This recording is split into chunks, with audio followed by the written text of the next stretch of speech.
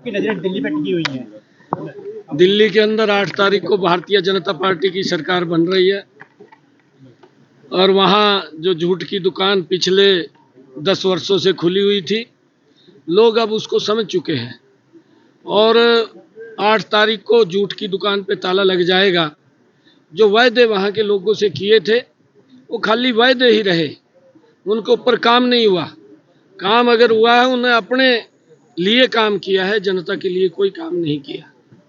दिल्ली के लोगों को आज भी पीने का 10 वर्षों के अंदर गंदा पानी मिल रहा है, उनके सीवरेज ओवरफ्लो हो रहे हैं, गलियों के अंदर सीवरेज के गंदे पानी से गुजर करके आना जाना पड़ता है, वहाँ के नाले ब्लॉक हैं। जो उसने वायदे किए थे, चाहे उसने ये कहा था कि हम क्लिनिक मोहल्ले के माध्यम से उनको सहायता देंगे। आदरणीय प्रधानमंत्री जी ने आयुष्मान योजना जो 5 लाख रुपए का एक गरीब व्यक्ति को अधिकार दिया था, उससे वंचित रखा है। आज वो भी समझ रहे हैं 8 तारीख के बाद उन लोगों को 10 लाख रुपए का अधिकार नरेंद्र मोदी और दिल्ली की सरकार देगी। ये उनके जहन में है, क्योंकि ये केजरीवाल लगातार झूठ परोसता रहा है। अगर उसको कोई काम के लिए बोलते थे तो मोदी को गाली देता था, अगर कुछ कहते थे तो एलजी को दोषी ठहराता था। और जब उसने जो वायदे किए और ये बात उसने कही कि मैं 2025 में यमुना की अगर सफाई नहीं की तो मैं वोट मांगने नहीं जाऊंगा, तो किस मुंह से वो जाता? आरोप लगा दिया। अपने ऊपर से गारा उतारने वाली बात है। और अब लोगों ने मन बना लिया कि इस प्रकार के झूठे व्यक्ति का दिल्ली में कोई स्थान नहीं है और उसको बाहर का रास्ता दिखाने का काम करेंगे। सर, आप यमुना का जल आपने ग्रहण किया, उसके बाद में एक वीडियो जारी हुआ, वो जल वापस बाहर आया है, जिसको लेकर के विपक्ष ये केजरीवाल को हमला पूछना पर है। केजरीवाल को पूछना, मेरी पूरी वीडियो मेरी देखना, वो केजरीवाल को पूछना। मैंने केजरीवाल को कल भी कहा है, मैं आपको चैलेंज करता हूं, अगर आपने कोई ऐसी बात कही मैं आपको पकड़ करके ले जाऊंगा केजरीवाल को, और उसी स्थान पे ले जाऊंगा जहां से हरियाणा दिल्ली को पानी फीड कर रहा है।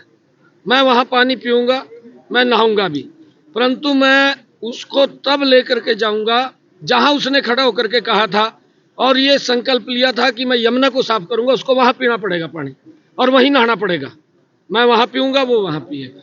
मैंने उसको कहा है, चैलेंज किया, वो कितना चैलेंज को स्वीकार करेगा देखते हैं। सर, कल बजट पेश हुआ है, देश के लिए बड़ी सौगात है, किसान और युवाओं के लिए, उस पर क्या कहेंगे आप? देखिए, बजट हर वर्ग के लिए और इस देश के विकास के लिए एक महत्वपूर्ण, जो प्रधानमंत्री जी का विजन है कि 2047 तक विकसित राष्ट्र बनेगा, उस विकसित राष्ट्र में ये बजट अपनी महत्वपूर्ण भूमिका अदा करेगा।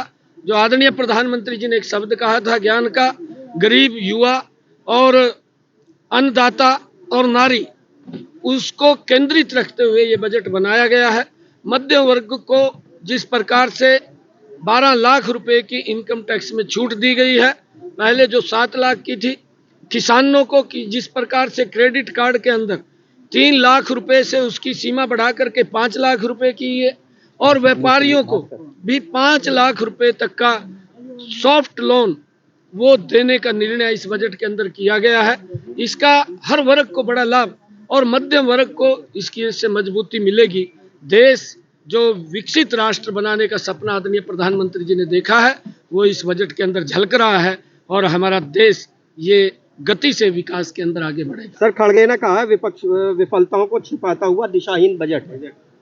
देखिए, खड़गे साहब का जो इंडी गठबंधन के लोग हैं, इन पर कोई मुद्दा तो है नहीं है। खड़गे साहब कहीं दिखाई नहीं देते। हमारे हरियाणा के अंदर आए थे, हरियाणा के अंदर रैली भी इन्होंने की थी, भारत जोड़ो यात्रा, खड़गे साहब को पूछना। और वहां पर मेरे ख्याल से काफी लोग थे, रैली का